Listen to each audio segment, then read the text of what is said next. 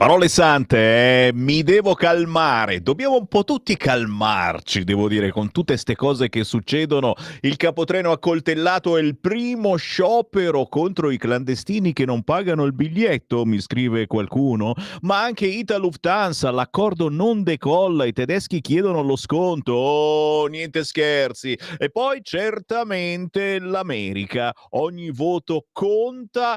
Kamala invaderà il Medio Oriente e la metterei sul ring contro Tyson. Sono le ultime dichiarazioni dei candidati. Tra poche ore sapremo chi diventerà il nuovo presidente degli Stati Uniti d'America. Ma intanto la musica indipendente. Abbiamo ascoltato una canzone carinissima che si chiama proprio così, Calmare, e lei la ritroviamo dopo qualche mese, ci ritorna a salutare Nancy Elettrico. Ciao Nancy!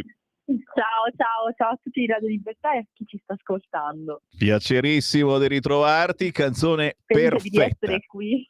No, guarda che oggi sei proprio al posto giusto nel momento giusto, ci dobbiamo calmare perché siamo tutti un po' Io in nervosi. primis.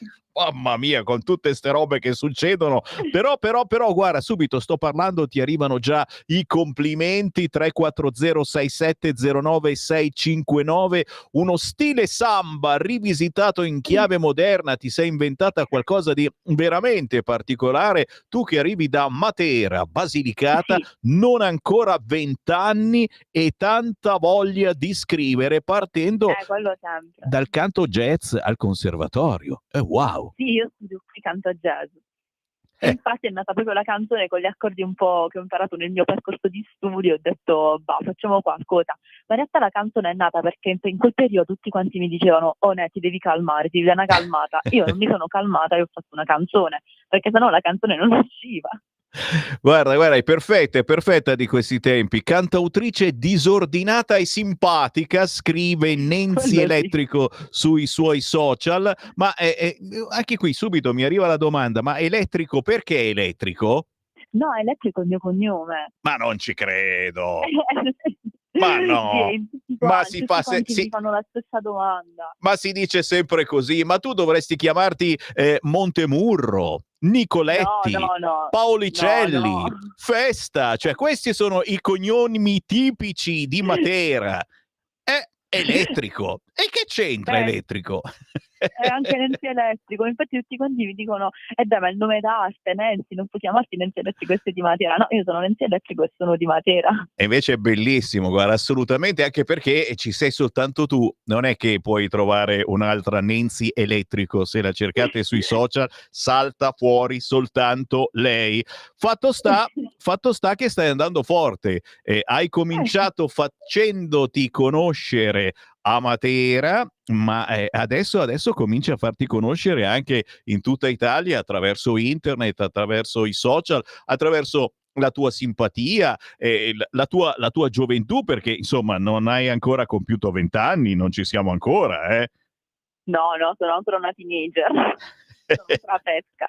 Super teenager che da grande che cosa vuol fare? Perché io intervisto Eh, sempre artisti indipendenti e che giustamente hanno quasi sempre un lavoro tra virgolette serio, anche io sto aspettando di fare un lavoro serio, ma poi prima o poi arriva e tempo al tengono tempo. la musica come un hobby. E per te che cosa sta diventando la musica? Che cosa potrebbe diventare? O anche tu hai delle idee ben precise, vuoi fare che ne so, l'avvocato, un mestiere No, non serio? penso proprio, non è campo mio. No, no, no, non mi rispecchia proprio. Poi io questo cognome elettrico mi rispecchia molto perché io mi sento molto frizzantina, molto elettrica.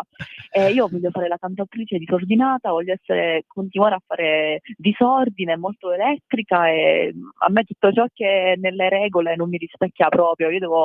Voglio andare oltre le regole. Voglio Capite? essere disordinata, casinista, come sono io. Quindi Capite? fare la cantautrice è quello che più mi rispecchia. Oh, e almeno è sincera. Nancy Elettrico vuole fare la cantautrice. Siamo al secondo pezzo, scopritela sui suoi social. Naturalmente basta scrivere Nancy Elettrico e salti fuori. E che cosa bolle in pentola? Che cosa prepari per l'inverno? Come scalderai questo freddo inverno che sta per arrivare? Allora, con un po' di cioccolata calda, quello è sicuro, però sto lavorando altri brani, sempre sullo stile di Calmare, perché questo brano mi ha proprio colpito, cioè, mi sono divertita tantissimo nel farlo e voglio fare qualcosa simile, però non la copia spiaccicata, che sennò poi faccio copia e incolla. Però sto lavorando a qualcosa sempre su questo stile che posso dire che è un po' mio, mi rispecchia molto e vorrei continuare a lavorare su questo genere in questo modo. Ma guarda che ci sta, ci sono famosi cantanti che hanno fatto un sequel di canzone, magari con un ritmo similare, raccontando qualcosa d'altro e poi dovete cercare anche il video, signori, di Calmare di Nancy Elettrico perché è carino carino, divertentissimo e fa capire anche com'è bella la giovinezza quando non si ha ancora 20 anni e si può ridere, scherzare, fare cose divertenti senza esagerare, senza per forza predicare violenza e cose brutte che purtroppo siamo costretti a vedere da parte di certi artisti che poi si pongono come esempi stupendi per i nostri giovani. Cerchiamo buoni esempi, ad esempio nella musica di Nancy Elettrico. Nancy, però un weekendino nella bellissima Milano e vieni a fartelo. Magari. Ci vieni a salutare in studio, dai. Ma ci vengo, ci vengo. Magari alla prossima canzone non ti preoccupare, ci vediamo dal vivo, così senza fare la chiamata, possiamo vederci dal vivo, parliamo di più. È vero. E poi ci andiamo a fare anche un bello sprizzetto, giusto per calmarci un po'. È vero, quello che ci vuole di questi tempi, assolutamente sì. E poi vuoi girare un bel video in Piazza Duomo a Milano, è tutta un'altra cosa. Dai, vieni. Mi sa tanto che il prossimo video lo faccio là. Grazie a Nancy Elettrico, buona musica, tanti bacini, a presto. Grazie, ciao, grazie ancora. Grazie a Nancy Elettrico, signori. Cercatela perché questa è davvero simpatica, carinissima, dolcissima e soprattutto pulita, ragazzi. Una ragazza pulita di questi tempi, mamma mia. Sono le 11:22, lo so, c'è qui Parlamento tra pochissimo. Prima però giustamente vi tengo informati su quello che scrivono le agenzie. Bersani e l'epiteto sul generale Vannacci non ha diffamato Vannacci, era un'allegoria. Ci sono questi giudici sempre più simpatici, devo dire, fatti con lo stampino. Mi segnalano che in Umbria e in Emilia ci sono piazze separate per il campo largo, il centro-sinistra sta andando d'accordissimo e poi la rotta balcanica e il dark web, così si armano i ragazzini criminali a Napoli. Qualche annetto fa l'avevano detto i nostri ascoltatori, tutte le armi che spediamo in Ucraina, secondo voi che fine fanno? Le rivendono, saranno le nostre armi che armano i ragazzini napoletani. Che schifo. L'anticiclone africano ai giorni contati, prime piogge in arrivo e dalla prossima settimana giù le temperature che sono già scese. E poi ancora vi devo segnalare la rivolta nel Cara di Bari. Muore un migrante, i naufraghi tornati dall'Albania sono in marcia verso la prefettura. C'è stata una rivolta, tra virgolette, insomma, hanno distrutto una sala mensa per protestare per la morte di un migrante arrivato già malato al Cara. Adesso stanno facendo casino, mentre a Lampedusa la nave Libra si prepara a ripartire per l'Albania. Sono stati esaminati 155 migranti, solo 9 restano a bordo e io spero che aspettino un attimo a ripartire, perché altrimenti ti immagini avanti in tre per soltanto 9 migranti. Ci fermiamo qualche minuto, il Qui Parlamento, e poi arriverà il Focus Valle d'Aosta con il capogruppo della Lega in Val d'Aosta Andrea Manfrini e commenteremo la violenza contro Fratelli d'Italia che non hanno potuto entrare alla festa del cinema di Aosta. A tra poco. Qui Parlamento. Onorevoli colleghi, Governo, oggi si dibatte la conversione in legge del decreto legge che ha per oggetto alcune disposizioni urgenti per obblighi derivanti da atti dell'Unione Europea e da procedure di infrazione e pre-infrazioni pendenti nei confronti dello Stato italiano, che permetterà di facilitare le conclusioni di diversi casi di infrazione, per alcuni con l'immediata archiviazione rispettando i tempi tecnici della Commissione europea. Per altri, le norme adottate dal governo risultano essere uno strumento idoneo per raggiungere in tempi utili l'archiviazione. L'approvazione di questo provvedimento consentirà di dare risposte in modo veloce ad alcuni procedimenti di infrazione aperti dall'Unione Europea nei confronti del nostro Paese e di ridurre il numero di procedure di infrazione pendenti, che risalgono anche ad anni passati, in modo da poter raggiungere il minimo storico. Vorrei comunque evidenziare che si formano situazioni di incoerenza tra le disposizioni europee e la normativa nazionale, e non è solo dovuto alla loro applicazione, ma alla fase dell'elaborazione delle norme che spesso risultano non tagliate sulla misura del Paese o di difficile applicazione. Dobbiamo infatti valutare il fatto che non sempre quando viene aperta una procedura di infrazione si tratta di negligenza, ma è possibile che si possa incorrervi perché sono cambiate le condizioni e di conseguenza un Paese deve far valere i propri legittimi interessi rispetto a un quadro normativo teorico che diventa così inapplicabile. Questo governo sta sanando infrazioni, superando ritardi accumulati nel corso di altre legislature e sta guadagnando sempre più autorevolezza e credito in Europa, proprio perché non teme di porre l'interesse degli italiani prima di quello dell'Europa. Ciò vuol dire anche che consideriamo rilevante rispettare direttive e regolamenti europei in un rapporto di correttezza dei rapporti istituzionali con l'Unione Europea, risolvendo le problematiche ancora aperte, ma chiedendo altrettanta attenzione e rispetto per le nostre caratteristiche peculiari e per la necessità del nostro Paese. Veniamo da un periodo lungo di governi riluttanti a far valere in Europa gli interessi nazionali del nostro Paese. Ciò ha significato un grande fraintendimento, e cioè che qualunque decisione assunta a Bruxelles o a Strasburgo fosse automaticamente un bene per l'Italia, per la sua crescita e per il suo futuro. Penso per esempio alle politiche migratorie. Oggi le politiche migratorie del governo italiano sono state assunte come modello dalle politiche migratorie dell'Unione Europea dopo anni di fallimentare assenza su questo problema cruciale. Si è instaurato in Italia una sorta di dualismo dogmatico per cui è europeista autentico solo chi nelle sedi negoziali non si contrappone o comunque non lo fa con determinazione necessaria, con le misure che sono in contraddizione con le esigenze e le tipicità del nostro Paese e dei suoi abitanti. Al contrario, si può essere europeisti mantenendo la libertà, mantenendo la sovranità, riorientando le politiche europee in modo che non trascendano dalle proprie competenze e che producono regolamentazioni che tengano conto degli interessi di alcuni Stati membri più che di altri. Si può essere... Qui Parlamento.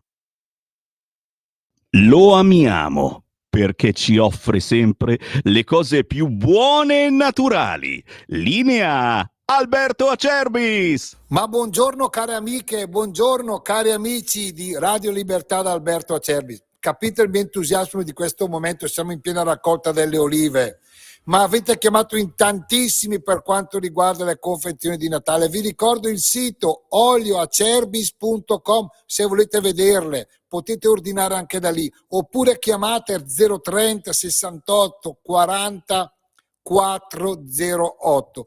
Le nostre confezioni sono uniche, non si ripetono, non si trovano nei negozi. Chiaramente la base è sempre il nostro olio extravergine di oliva, poi tantissime altre cose, ma tutto che non si trova in giro, quindi regalate qualcosa di prestigioso. Ma ci tengo a dirvi che all'interno c'è sempre una poesia, una bellissima poesia in pergamene, insomma una cosa fatta veramente bene.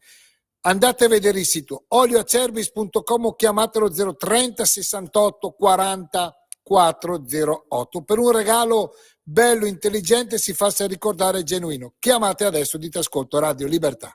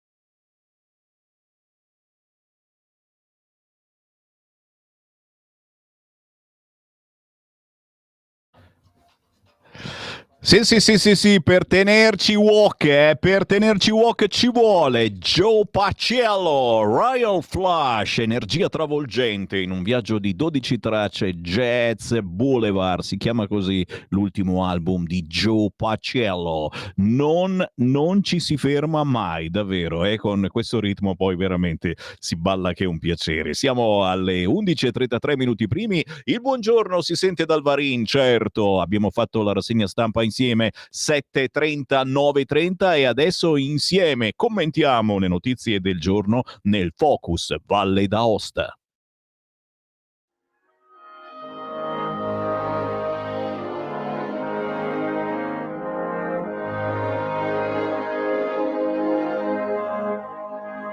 Va ora in onda Focus Valle d'Aosta. Ogni giorno un diverso collegamento con il territorio per tenere d'occhio le notizie del giorno, commentarle con i rappresentanti della Lega sul territorio. Oggi siamo in Valle d'Aosta e con noi il capogruppo della Lega in Valle d'Aosta, Andrea Manfrin. Buongiorno. Buongiorno Sammy, buongiorno a tutti gli ascoltatori. Allora, Ben ritrovati. grazie, ti disturbiamo qualche minuto durante il Consiglio regionale, poi magari ci dici anche di che cosa state parlando, perché a proposito di rassegna stampa, oggi Libero è uno dei pochi quotidiani che ha messo in prima pagina quello che è successo l'altro giorno ad Aosta, alla Cittadella dei Giovani, uno spazio finanziato dal comune e dalla regione, festa del cinema, ho letto dovrebbe essere, e puoi entrare soltanto se sei di sinistra. Che cosa è successo esattamente? Dalle notizie che sicuramente hai tu sono più fresche delle nostre. Andrea.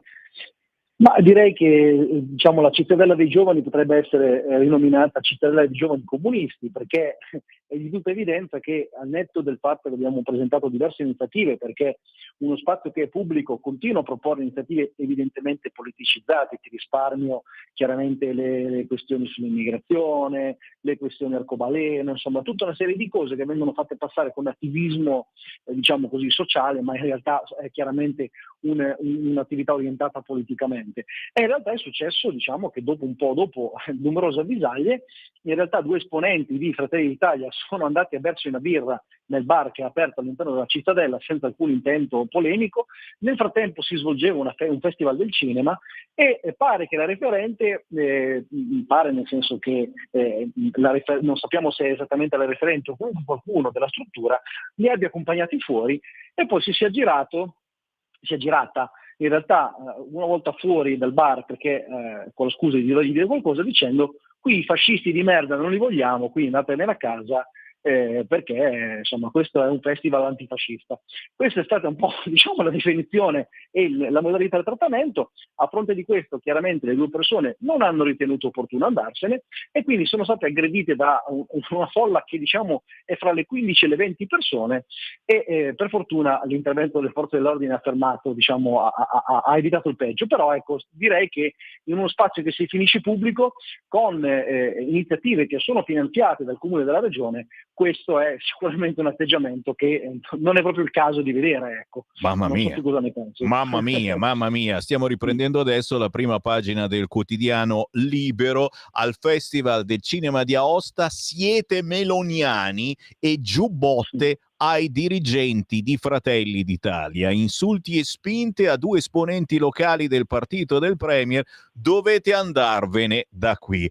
Chiaramente, signori, è una roba che fa paura, soprattutto perché parliamo di un evento finanziato con soldi pubblici di tutti i cittadini, e il fatto che devi avere la tessera del PD per entrare in certi posti, perché lì si vede che c'è la cultura, eccetera, eccetera, ci fa girare le scatole in un modo. Senti, ma ci fa ancora di più arrabbiare e quello che è successo l'altro giorno, i ragazzi senza biglietto, la coltellata, il sangue sulla banchina, capotreno ferito a Genova, e oggi stiamo vivendo una giornata di caos perché ancora una volta è sciopero nazionale dei treni. questa volta devo dire uno sciopero forse più condivisibile, perché io l'ho chiamato sciopero contro i clandestini che non pagano il biglietto, e ragazzi miei, è una roba che non capita spesso. Scherzi a parte, che cosa sta succedendo? Perché a questo punto abbiamo ben capito che i controllori sui treni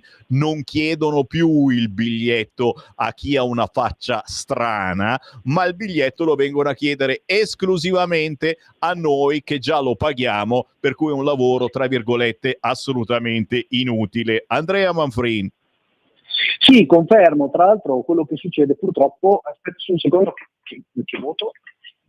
Fai, ci mancherebbe altro. Ricordiamo, Andrea Manfrin è in consiglio regionale, lo stiamo disturbando nel compimento del suo lavoro, del suo dovere, e poi naturalmente ci dirà anche su che cosa si sta votando in Valle d'Aosta, quale argomentazione c'è sul tavolo. Andrea.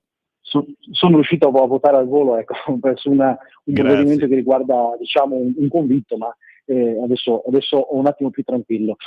Dicevo che purtroppo quello che è accaduto è soltanto la, potremmo dire, certificazione del fatto che le persone che sono entrate nel nostro paese, che purtroppo la sinistra ha fatto entrare per decenni, e adesso qualcuno si aspetta che da un momento all'altro si possano, diciamo, magicamente tenere a bada o anche, come dire, rispedire. Purtroppo è un lavoro lungo, quando come dire, c'è un fiume in piena, poi riportarlo nell'alveo non è semplice. E questa è diciamo la conferma del fatto che le persone che sono arrivate qui, gran parte delle persone che sono arrivate qui, purtroppo sono persone da una parte che non hanno nulla da perdere, dall'altra che hanno, diciamo, un tratto di disprezzo nei confronti della vita umana, delle persone in generale, del comune vivere civile, che come dire, richiederebbe che se il capotreno mi chiede un biglietto glielo mostro, e se non ce l'ho scendo dal treno. Eppure purtroppo non è così. Allora è chiaro che di fronte a scene come queste si rende sempre più, come potremmo dire, evidente e necessario un'azione di contenimento, e soprattutto quella azione che il governo ha iniziato di riduzione dei flussi di immigrazione illegale, e anche ovviamente di detenzione, perché per esempio la struttura aperta in Albania serve proprio per detenere queste persone e soprattutto per fungere da deterrente. Cioè, immaginiamo tutte quelle persone a cui il PD per anni ha detto: venite tranquillamente, qui ci sono i porti aperti,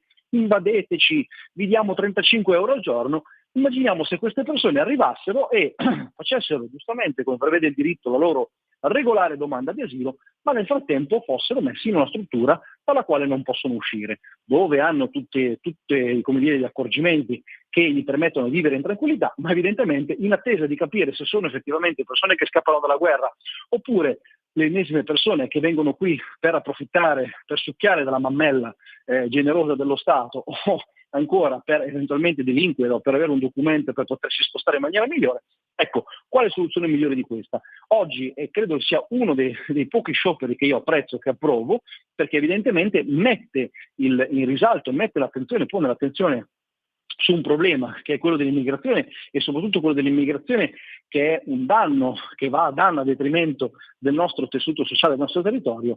Ben venga questa iniziativa, ma la speranza è che anche chi fino a ieri ha berciato e ha chiesto che si aprissero i porti e quant'altro, oggi faccia una seria riflessione sul fatto che così non si può andare avanti. Assolutamente no, e abbiamo visto ormai diventa un testa a testa quotidiano con la magistratura, che non ce l'ha perdonata questa scelta di mandare gli immigrati in Albania, e a quanto pare la cosa più grave è che l'Europa non risponde, perché alla fin fine la colpa è dell'Europa. Stiamo attendendo che l'Europa legiferi ancora una volta, perché la legge europea è quella che comanda la legge italiana, e quindi siamo qua a fare tutti gli esperimenti che vogliamo, ma finché l'Europa non ci dà una risposta, e i magistrati, i giudici possono benissimo sempre dare ragione all'Europa. Intanto l'America è in bilico, scrive oggi il quotidiano La Repubblica. Il mondo appeso all'America, scrive La Stampa. Harris, Trump, l'America decide, il Corriere della Sera, e Tu che pensiero hai, Andrea Manfrin? Tu che sei seguitissimo sui social, non soltanto in Valle d'Aosta, e qualche quotidiano chiaramente scrive che se vince Trump avremo Matteo Salvini per le scatole ancora per qualche tempo. Se vince Kamala, Salvini se dovrà parlare, parlerà a bassa voce perché protesterà in silenzio, e la Meloni potrebbe quasi essere più contenta se vincesse Kamala. Ma senti un po', Andrea, come pensi finirà? Ormai mancano poche ore. Spero che Trump non faccia l'errore di dichiararsi vincitore a urne aperte, ecco, perché se no ricominciamo da capo come l'altra volta.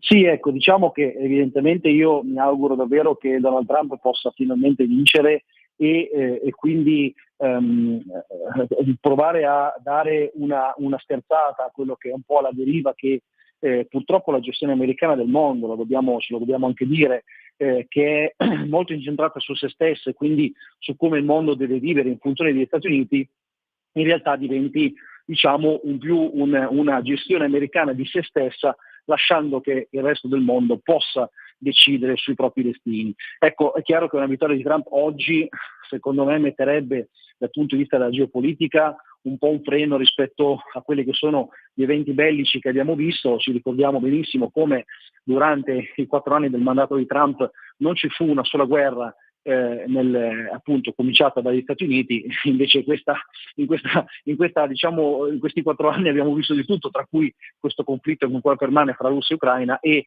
le tensioni nel Medio Oriente, che sicuramente non aiutano da una parte sicuramente le popolazioni locali, dall'altra quello che purtroppo sono, diciamo, in generale la materia del commercio. Pensiamo soltanto alla parte dell'energia, che ha avuto dei picchi mostruosi e che si è scaricato sulle famiglie. Ecco, io voglio immaginare che una vittoria di Trump corrisponda a come potremmo dire, un allentamento, ecco, un abbassamento delle tensioni che in questo momento ci sono, ma soprattutto anche un nuovo modo di sentire della nostra società. Abbiamo purtroppo visto invadere purtroppo gli organi di informazione e in generale il mondo della gestione politica da questa ideologia woke che arriva e ha le sue radici negli Stati Uniti e purtroppo viene trasmessa come, diciamo, filosofia principale da chi governa oggi gli Stati Uniti, al puro scopo elettorale in realtà, senza poi crederci più di tanto,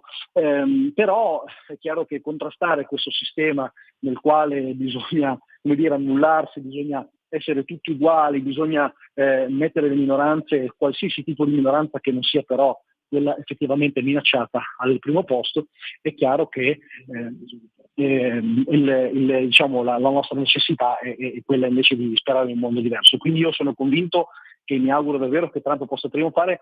Tra l'altro stavo guardando i primi dati di alcuni paesini, ho visto il primo paesino in cui hanno votato 6 persone, che non è indicativo, ma tanto per darti un dato, di quelle 6 che hanno votato, nel 2020 finì 6-0 per Biden, e in questo caso è finito 3-3. Quindi 3 per Kamala e 3 per Trump. Non sarà indicativo, ma perlomeno, come dire, ci dice che un trend diverso rispetto al 2020 ci potrebbe essere. Quindi ci auguriamo che questo possa riguardare anche tutto il resto degli Stati Uniti. E siamo davvero sul filo del rasoio, ne parleremo certamente nelle prossime ore, e domani vi ricordo lo speciale americano a partire dalle ore 11 con lo staff di Radio Libertà. Ancora 2 minuti glieli rubiamo al capogruppo della Lega in Valle d'Aosta, Andrea Manfrin, per discutere proprio di voi. Che cosa sta succedendo in Consiglio regionale ad Aosta? Di cosa state parlando questa mattina?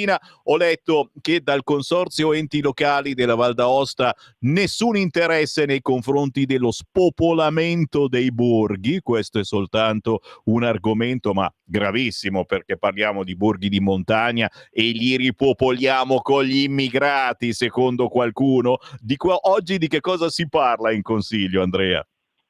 Allora, oggi, diciamo, come proposta che arriva direttamente da noi, al netto delle numerose iniziative ispettive, ci sarà una proposta che secondo noi è importante, cioè quella di modificare, sembrerà una piccola cosa, ma sicuramente le persone all'ascolto, se hanno questo problema, ci si riconosceranno, modificare la modalità di erogazione dei buoni per la celiachia. come sai lo Stato assegna alle persone che soffrono appunto di celiachia un buono mensile che ha un valore tra i 99 e i 140 euro ogni mese, e questo lo assegna tramite un sistema, diciamo, di convenzioni con farmacie, grande distribuzione o negozi specializzati. Ecco, qui nella nostra regione noi siamo talmente piccoli che purtroppo nessun negozio della grande distribuzione ha aderito a questa convenzione, quindi diciamo, avere questa convenzione sono soltanto o le farmacie o la distribuzione o i negozi specializzati, che però hanno un costo superiore rispetto alla grande distribuzione.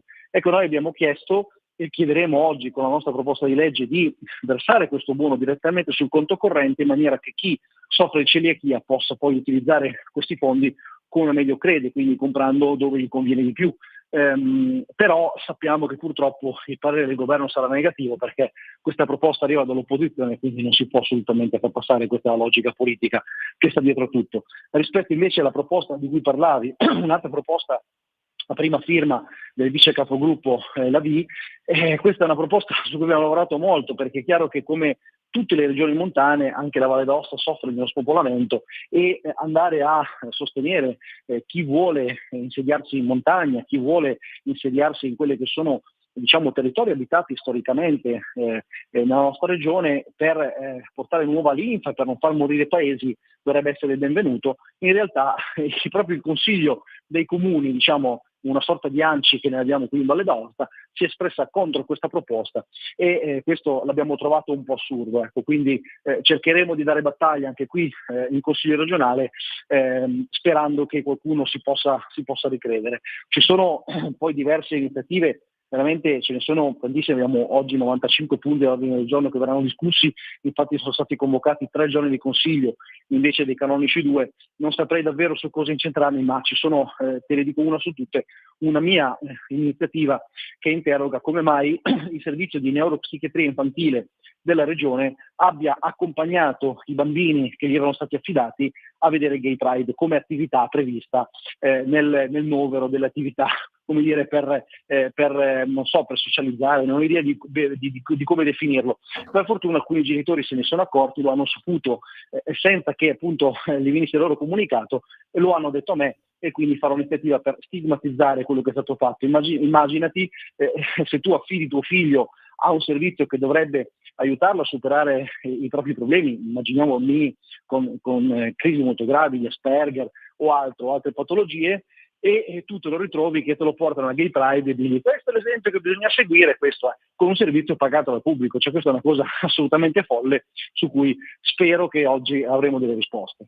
Sono rimasto a bocca aperta. I bambini a vedere il Gay Pride, te lo consiglia il servizio di neuropsichiatria. Mamma mia! Signori, seguite Andrea Manfrin, capogruppo della Lega in Valle d'Aosta. Seguite la Lega Valle d'Aosta, una controinformazione importante che si fa anche in una piccola regione che però è bella tosta, e vediamo in radiovisione la stupenda fotografia che ci siamo fatti insieme, io e Andrea Manfrin, alla Pontida 2024. Grazie Andrea. Grazie a te, a presto. Buon lavoro ad Andrea Manfrin, capogruppo Lega in Val d'Aosta. Sto per andarmene, ma qualche polemicuzza che gira sul web in questi minuti, sono naturalmente polemiche lanciate dalla Lega. Egitto paese sicuro per 14,9 milioni di turisti, ma non per i clandestini? Punto di domanda. La cosa più divertente però è quella che ha lanciato Carlo Cottarelli, che è ex senatore del PD. Si svegliano pure a sinistra, ragazzi. Cosa ha detto Cottarelli? Ha detto che ci sia qualcosa di insostenibile nell'attuale approccio all'accoglienza in Europa è chiarito da una semplice domanda: se, come ha deciso un giudice, l'Egitto non è un paese sicuro, cosa facciamo se i suoi 105 milioni di abitanti chiedono tutti asilo in Italia? Punto di domanda. Bravo Cottarelli, se non fosse che queste non sono tanto idee europee, perché l'Europa sta ancora zitta, non sta dicendo assolutamente nulla.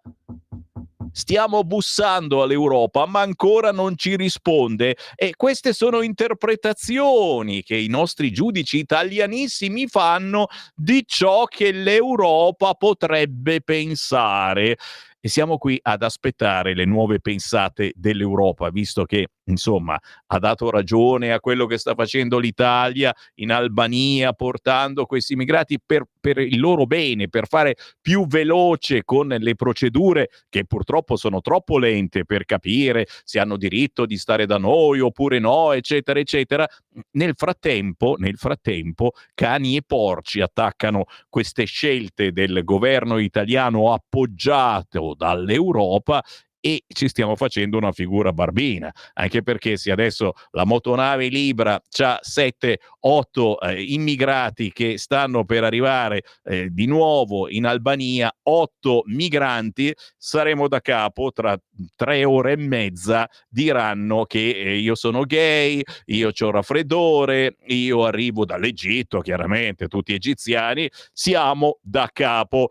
Me ne vado certamente, non prima di avervi ricordato che dopodomani, giovedì 7 novembre, la Lega Bergamo vi invita all'incontro con Massimiliano Romeo, che è capogruppo della Lega al Senato, ma è anche il candidato certamente alla segreteria della Lega Lombarda insieme a Luca Toccalini. Giovedì 7 ci si ritrova alla Sala Galmozzi di Via Tasso a Bergamo alle ore 21 proprio per parlare in questo caso con Massimiliano Romeo. Da Sammy Varin per il momento è tutto, io ritorno domani alle 7:30.